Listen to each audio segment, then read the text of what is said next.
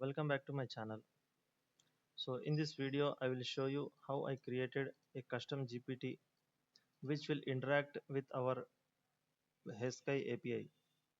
Okay, here is our API. So this is the documentation of our API. The endpoint is books. So when we make a get request, so here I am calling all the books. So this is the books data. So these are books available in our database. So Harry Potter is the last book. So now I will use our ChatGPT to insert books into our database. Okay.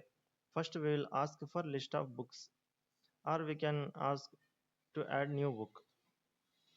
So here I give the command add new book. Now it is asking give the name, year and price. So book name is, so I will give any book name, Tom and Jerry. So Tom and Jerry part 1 is the book name. Year is I am giving it as 1997, and price is I am giving it as 150. That's it. So I gave the data. No need to give data like this. You can say in sentence form also. You can reorder the values. You can give name below and price above. So however we give, it will understand. Now it is added. So again I will ask for list of books.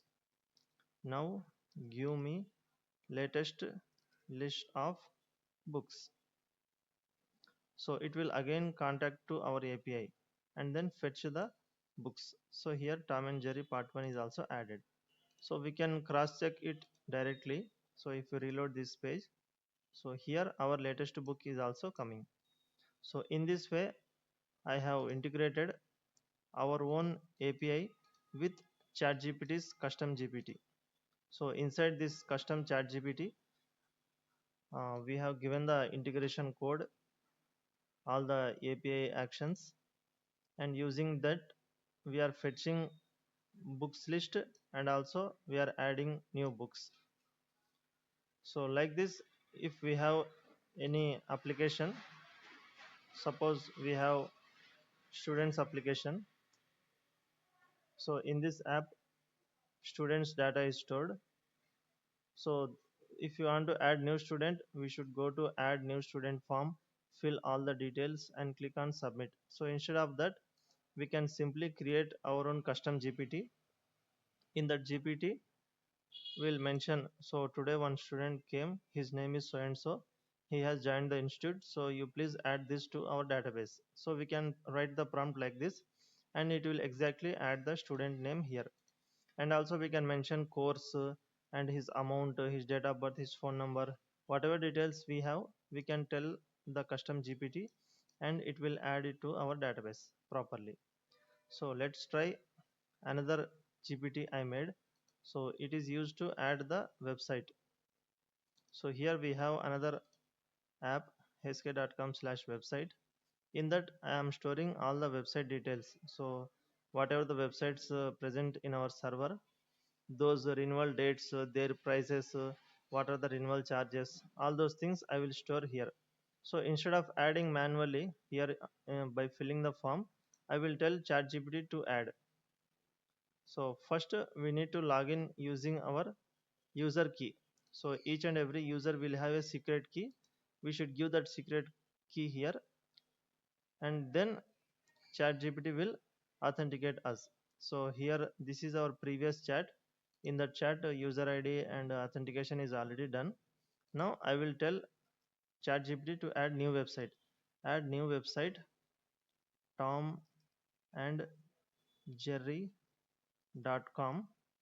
So domain price is 1200, and hosting price is 1800 or 2400. So start, remaining details we need not to give.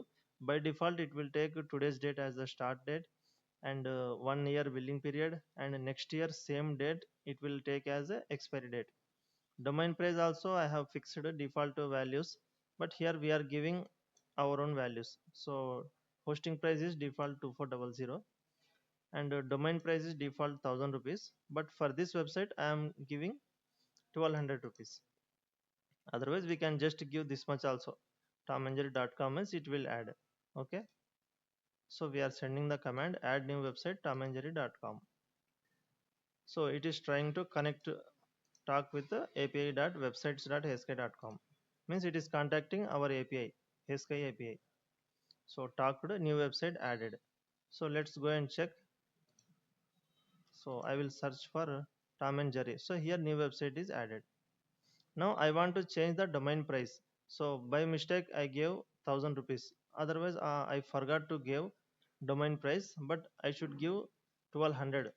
Now I can say change the domain price to 1200.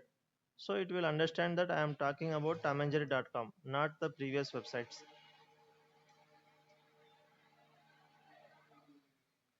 So again it is trying to contact our API.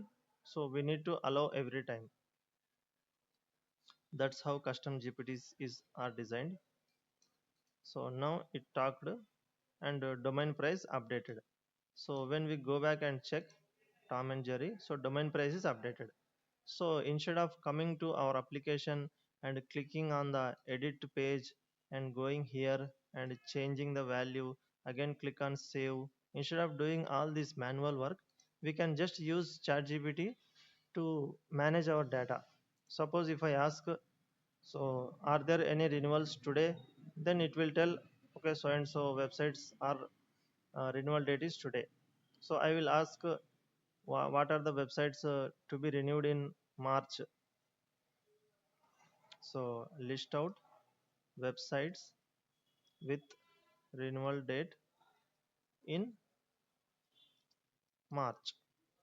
So it will fetch all the details and then filter March websites. So if we improve this GPT, then we need to create more endpoints, search by day to search by month. Like that we should give more endpoints, then it will directly fetch. Otherwise it will fetch all websites and filter the websites. So these are all websites whose renewal date is present in March, but it took this one also. So again we should explicitly tell that don't include February websites, include only March websites, then it will adjust. So sometimes it makes mistakes.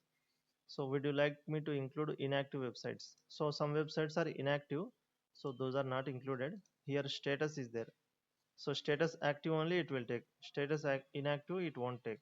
So like this we can use ChatGPT to interact with our own app. Suppose we have an appointment booking system or a school website, suppose doctor appointment.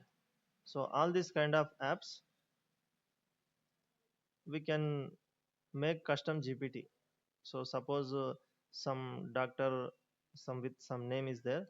So we can ask ChatGPT, I want to book appointment in some hospital like Moria Hospital for so and so orthopedic. If you don't say, it will only tell, so this hospital has these many doctors, which one you want to book an appointment. So we can tell date and time and phone number, and authentication also we can do. So it will send an OTP. If you enter the OTP, then this chat will be authenticated for this user. So again if we start a new chat, then we are considered as a new user, again we need to authenticate. So like this users can easily book appointment. Again users can ask, so tell me, otherwise list my appointment today. Suppose I am a doctor, then I need to log in with a doctor phone number. Then I can ask, tell me, otherwise list out today's appointments. So it will list out all the patient appointments, whoever the paid amount, unpaid, paid, okay, what is the timing of their appointment, all those details it will give. So instead of interacting with our app, users and doctors can interact via ChatGPT. So if I want this in PDF form, I will ask, so give only March websites, remove February Okay, February websites, remove February websites, make it in PDF form. Okay, so if I want to display here, then I need to add date filter. Again, I need to add some download PDF button, and I need to work out with PDF packages, and our side coding also, it will become so much. So instead of creating everything in our app, we'll just do some basic things like add, delete, edit, list out, inactive, active. Okay, some basic things we'll do, and remaining all things ChatGPT will do.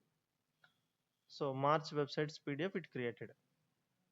That's it. Starting the download, and once the file is downloaded, we can see here. So download in progress. I am opening the PDF.